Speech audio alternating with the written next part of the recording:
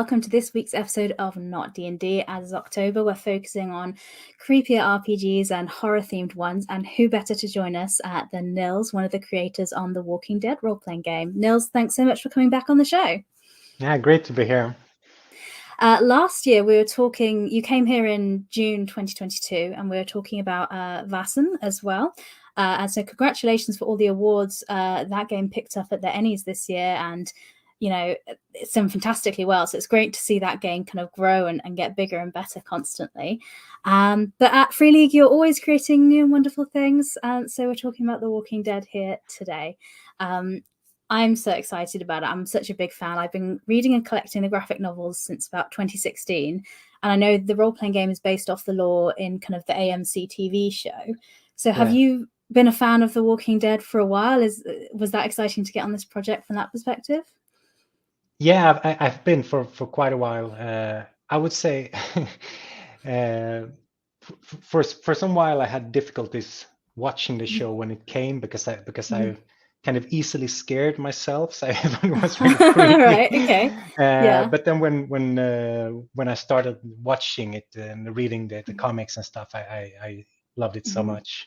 So yeah, definitely fan. Perfect. That's absolutely great. Well, as always, I normally dig into the guest backgrounds and role-playing games, but because you've been on the show before, we've heard that before, and if people are interested, they can go back. It was June 2022 you're on previously, but instead I wanted to ask you about the last year in games that you've had. So between now and June 2022, what have your gaming highlights been? Have you been in any good campaigns or seen any good games? What games have you been playing? Yeah, I play in several different groups. So I have one group where there's one person who he wants to play all old games. So we're playing right now. We're playing like the old Marvel superheroes using the old rules, and that was really fun doing because I played that when I was a kid as well. So so that is one campaign that is ongoing, and I also play with another group, kind of a steampunk fantasy faith campaign about two shoemakers actually. Oh, right, okay. Yeah, they have a leather and shoe store, and then from that things have just erupted and become really strange. But it's kind of based on a really low level fantasy, and it just got weirder and weirder. So that has been a nice kind of development of the campaign. And then I play a lot of Apocalypse World. I tend to do that always. I have an old friend who moved to another city several years ago, and we have our friendship is about kind of playing Apocalypse World over and over again. So I keep playing that. Yeah. Perfect. So they're the big highlights of the year. And then of course working on stuff with Free League, I imagine, in your work life and testing and playing games as well. Yeah, play testing, Walking Dead, of course. Yeah. Played several campaigns. So yeah. So the Kickstarter has happened, and the books are, I think, set to be with backers in November sort of time at the moment, so about a month away. But there is the website. It's the walkingdead-rpg.com, where if you can do a late pledge there, or you can find out more of the information. So if whilst we're talking you want to look that up, all the links are kind of on there, which is a good place for you to go. But talking about jumping into talking about The Walking Dead, so why we're here. So I wanted to talk about the game because my assumption is, of course, the game will use the Year Zero engine, the kind of D6 version of that, which all of Free League's games have. So if people have played Free League's games, they'll be familiar. But with every kind of different game you do, you kind of tweak and edit the system so it fits the setting. So it's kind of thematic. So I wondered if you could talk through what The Walking Dead does with the system mechanically. Yeah, there are some tweaks. One tweak is that you only have like 3 hit points, so it's so I think it's you more easily die in this game. You more easily so the combats are often really short. It's just like a mash up, and then someone dies, and then it ends. And there aren't any kind of talents to give you more health points and protect you more, and it should be a game where characters easily die.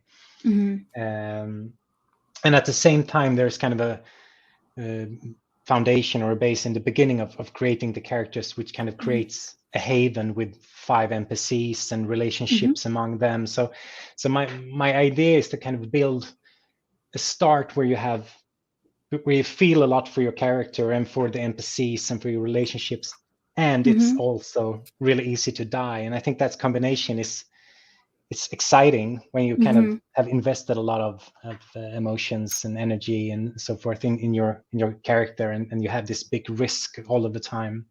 So that is one thing. And then there is, of course, the system for pushing rolls that is almost always in the year 0 game, where you can like kind of re-roll, but it always costs something. And I've taken a lot from the Alien games of the stress mechanic, but it's not exactly the same. Sure. In this system, it's kind of you can push rolls, but then you get a stress die that you need to roll on all skill rolls. You can also get stress die by simply experience something that is really stressful, being attacked by a walker, for instance. So you kind of collect these stress dice that you get to roll for the skill roll. So you kind of, by getting stressed, you get better at doing things. But in the end, you will eventually roll a walker, like a 1 on the die. And rolling a walker means messing up. Okay. And messing up could mean a number of things. I mean, if you watch the TV series, many of the things that happen there is, for some things go kind of smoothly, but then someone drops something and the walkers hear it, or Daryl is about to ride away, but there's a snake that scares the horse and it rides off, and a lot of trouble kind of happens from people messing up. So this is a part where the game master can kind of be creative and kind of build on what's happening. In what way could you possibly mess up? There's kind of a recommendation, like in the first sessions, you can always go with you kind of alert walkers. That is one way you can always mess up. If you have an argument trying to manipulate someone, you're getting too loud without noticing it, and suddenly you kind of hear them coming. So that is one mechanic, and the way to kind of get rid of stress rolls is of course relationships, being close to other people. So those are kind of for the scenes. There's so many scenes in this TV series where people kind of get close and find each other and have a drink together, or have a smoke together, or those are instances where I'm thinking they are now kind of relieving stress. So that is the mechanic. You do those kind of things to handle your stress. Fantastic. So going back to the characters, the people you're playing. So anyone that's familiar with the Walking Dead universe, it's post-apocalyptic, but you're playing just real normal people. So you're not superheroes, you're not superpowered. So it makes perfect sense what you're saying, that you only have 3 hit points. Combat is really deadly. It's a high risk. One element of the combat I'm curious about is, because always in the shows, the threat is if you get bitten and infected, because there's this looming threat that you're going to become infected and become one of the Walking Dead. So how does the game deal with that? For starters, I would say that the game doesn't handle walkers as enemies in kind of a regular sense from most other games, where you have like you can attack a dragon or a zombie or a the walkers are more handled as if there were to be a disease all over the world. They're kind of intended to be everywhere, and they're not handled as opponents in that sense. So you can kind of meet walkers in 2 different kind of ways. You could say that one thing is kind of a single attack. Something happened that makes one or a couple of walkers attack you. It's like you're trying to find some food, and then you mess up, and suddenly there's a walker or 2 coming out of the cupboard, or I don't know. And that is just handled as a skill roll. You do something to avoid them, or it could be the reverse. You see 2 walkers and you attack them because you need to kill them, and then you just roll a skill roll, whatever. And if that skill roll isn't successful, you roll on the bitten table. And the bitten table is like 66 entries where not everything is that you are bitten, because then you would die from 66 entries. So that wouldn't be any fun. But there is everything from kind of stumbling, losing something, managing to kind of fight them off, but you kind of hurt yourself with your weapon, to actually getting bitten, having to amputate like a leg or an arm, or to actually just dying. It's like roll a die. That many hours is how long you live. So that is kind of a central part of the game, the bitten table. But then there are kind of rules also for fighting the swarm. The swarm is kind of a saying for groups of walkers. So if you fight more than a handful, you kind of activate the rules for fighting the swarm, and then that is kind of managed in a round-based conflict where you try to kind of get away from them, and they come closer and closer, and yeah. Okay, amazing. So it's an omnipresent threat in the world. You absolutely can get bitten. So that is a risk, just like in the actual world. With character death being such a big potential, how do you handle that in the game? When you're playing a campaign, do you give people multiple characters to create, or do you just have lots of backups ready if you're the game master, so ready to jump someone in? How do you handle that in the game? From the start, you have like 5 NPC survivals in your group. So that is one part of that is creating like a tension and conflict that is really interpersonal and close. But that is also a bank from where you can take new characters. And actually, if you train your NPC survivors, if you train them in shooting you have the prison as a haven, and you start learning them how to shoot and stuff. If you die and grab one of those NPC survivors, you get more skill points from having training them in the campaign. So you can actually kind of build your bank of NPC survivors and as characters you can take later on. Sure. As talking about combat, obviously fighting the zombies is a key part of The Walking Dead, but in the TV show we see a lot very quickly the survivors tend to learn how to deal with the zombies. They're like, okay, this is how that works. But other people become the issue. So are other people kind of the villains or like the monsters in The Walking Dead, like you'd have in other classic role-playing games? And how does that combat work? Yeah, I would say that there are 2 ways of playing this game. There is like the campaign way and the kind of survival scenarios.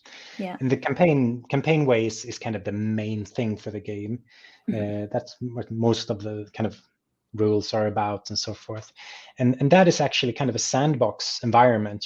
There are rules for building a sandbox and creating factions and creating things on the map.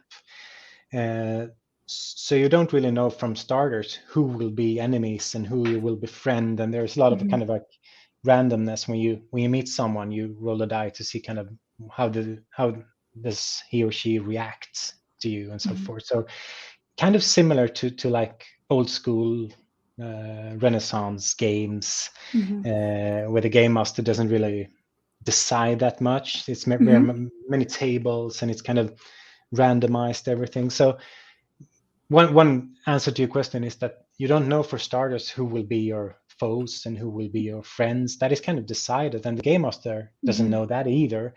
The first campaign we played, there was a group of like 5 police officers they kind of encountered and they wanted to trade with, and I rolled kind of that they will betray them and take their stuff. So the police officer did that, and then that just ended up being like a bloody conflict afterwards. But I mean, like if the dice had rolled in another way, I mean, so I mean, campaigns can be can end up in many different directions. You can go from like to building a society, attracting more survivors, creating technological stuff, to just a campaign about a group of 7 or 8 people dying one by one and just fleeing for their lives. And you don't know that from the start. Sure. But of course, you're right. Humans are like the main foes here, of course. Yeah, other people. Hell is other people.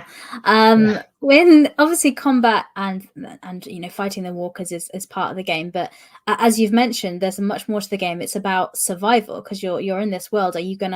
How is there a way to kind of manage resources and finding things you need? Like, are you gonna need fuel for your bikes? Do you have enough food, water, shelter? How does the game look at those aspects of the story?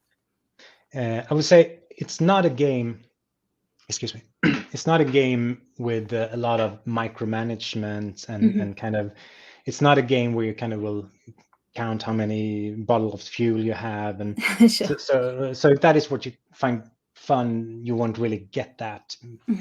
It's more based on what will be interesting fiction, what will become conflicts, so there could be challenges, as we call them in the game, about running out of ammo or running out of fuel, but that is more as an effect of fiction and time passing, and you're using your cars a lot, and there's no like you don't keep track of your ammunition, for instance. Yeah, no maths for it. Yeah. No, and that is my goal of one of my goals when writing this game was to kind of emulate the TV series. I wanted it to be like this TV series. These TV series could have been played from this game. They could have been created by playing this game, and that is not how I see it. More as a horror soap opera than kind of a micromanaging war game. If you sure. Absolutely. So that's the choice I've made about that. And as you mentioned, characters' kind of connections with each other and the relationships they have is a really central part of the theme. And as you say, mechanically, it reduces stress. So what sort of stories, like I know the starter box set has some adventures. Obviously, you don't want to give too much away, but what sort of stories and adventures do people go on when they're playing the game? In the starter set, there is one survival scenario. So that is the other way. I mean, the campaign way is one way of playing the game, and the survival scenarios are kind of like when you take a little part of a campaign and just play that out. You kind of set up the pieces like in an interesting way, and you just play that out. So it's as if you would be like Rick and the other people when they try to handle those thousands of zombies in the old mine and kind of making them walk away, and they putting up the cars and that situation. That situation could be a survival scenario. So you kind of take like a small situation which is really kind of tense and dramatic, and you just make that a scenario. So those kind of the survival scenarios are intended to be like that, and as the title, survival scenarios, could very well end up dying. Of course, they should be dangerous. Yeah. And I guess if you're doing a shorter survival scenario, you're kind of okay with your character dying, really, because it's not as obviously in a campaign. If you've gone through with your character, their death will be kind of quite meaningful and impactful. I'm sure. Yeah. But with the game, when you're running it in campaign mode, obviously the main book has lots of rules, like you say, about running the campaign. What advice do you have for game masters wanting to approach the game? Because like you say, not a lot is set at the beginning. You have a sandbox style world. There's lots of things in it, but you don't know who the enemies are and, who the good guys are. So what guidance can you give to people running the game? I would say if you have run sandbox games based on factions, you will kind of recognize these things. You will kind of, I get it. But if you haven't, I would say don't just try out the games, the kind of the mechanics in the game, and make it small scale. Just start out with a haven and some NPCs, and then build some faction and just see what happens, so that you don't kind of think about kind of a scenario way of playing and add that to the game, because I don't think that would kind of be a good match, really. If you had kind of, this should be about this and that and this happening. One of the nice things about this game is just letting things happen, and for the game master not being in control of that. Just reacting to what the players want to do and kind of what they're engaged with. And building the world between sessions, and just setting up factions and don't knowing if they will become the enemy or the friend. Do you often have players helping set up the factions as well? Is it open to kind of more collaborative world building with the table? Or? I wouldn't say the factions, because I think it's important that they are secrets. It should be like kind of a secret, scary world out there. So I wouldn't engage them in no, I wouldn't.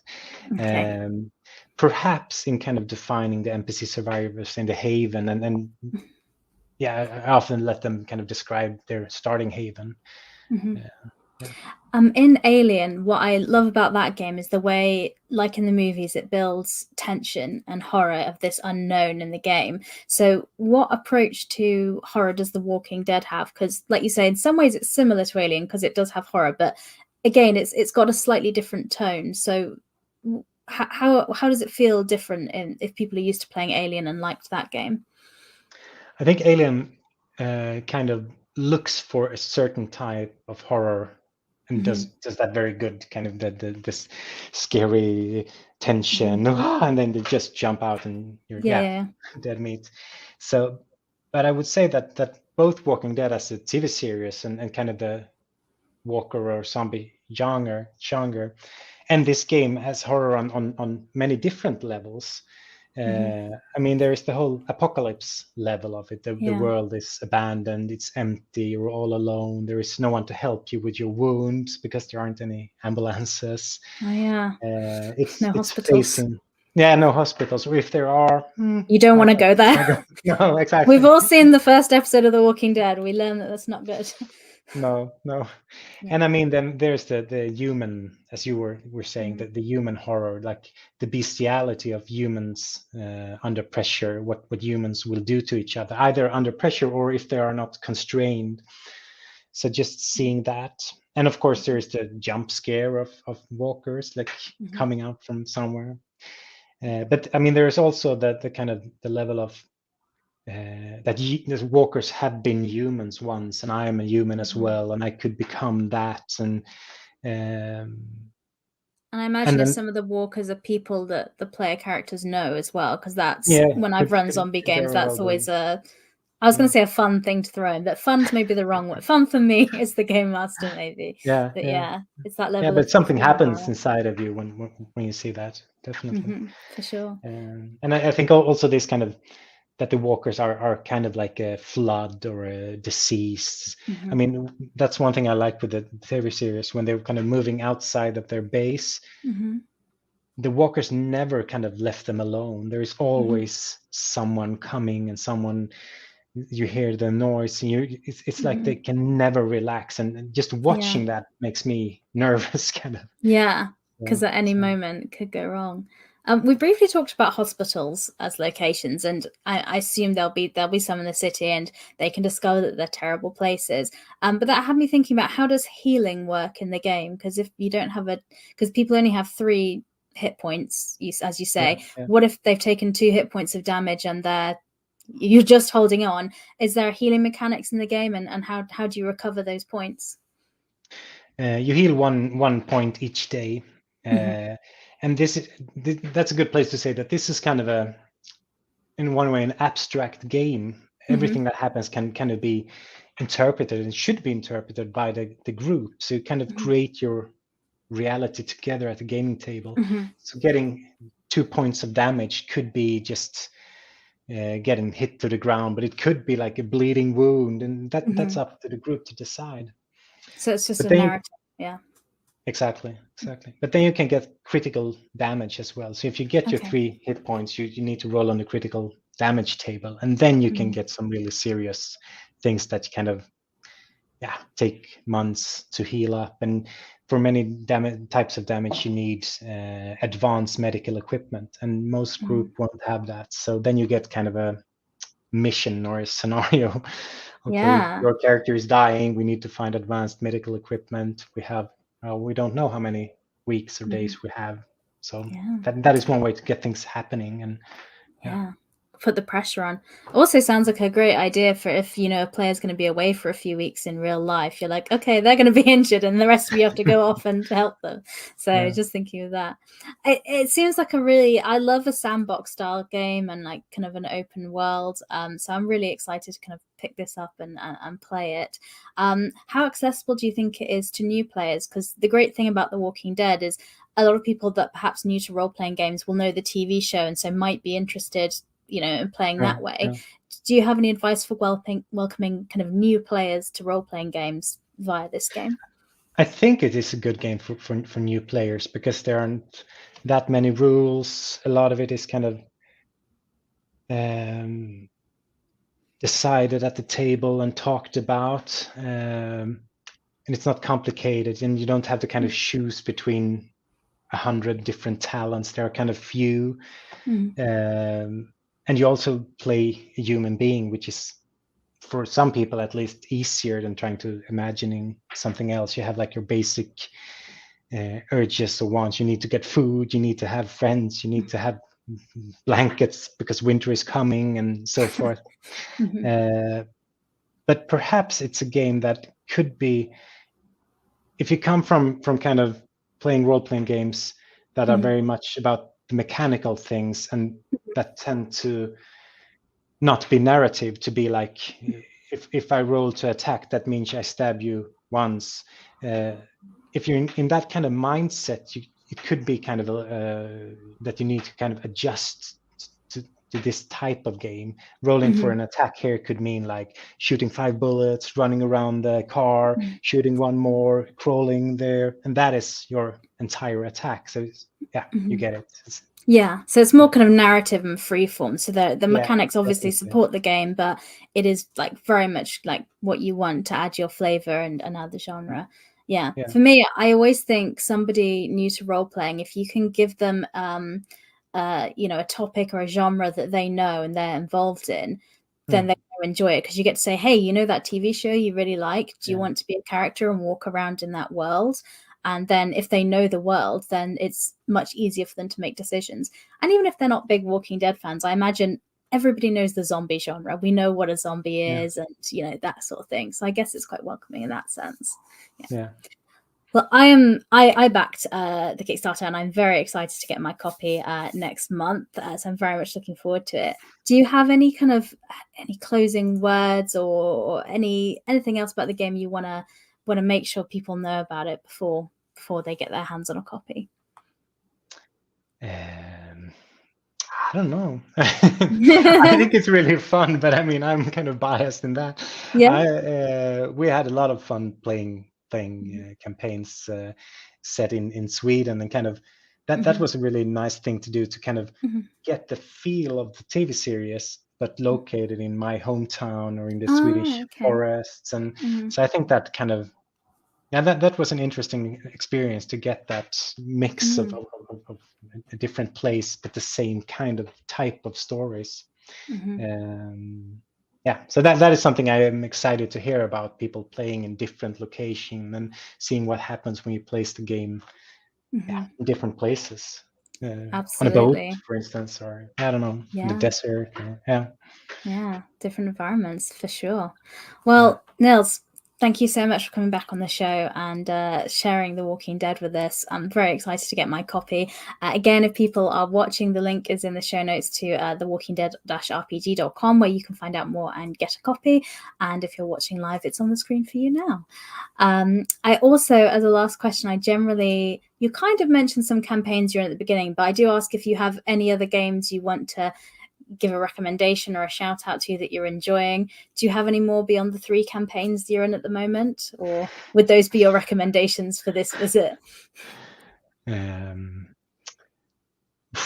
don't know, actually. I've put you on the spot now, that's the thing.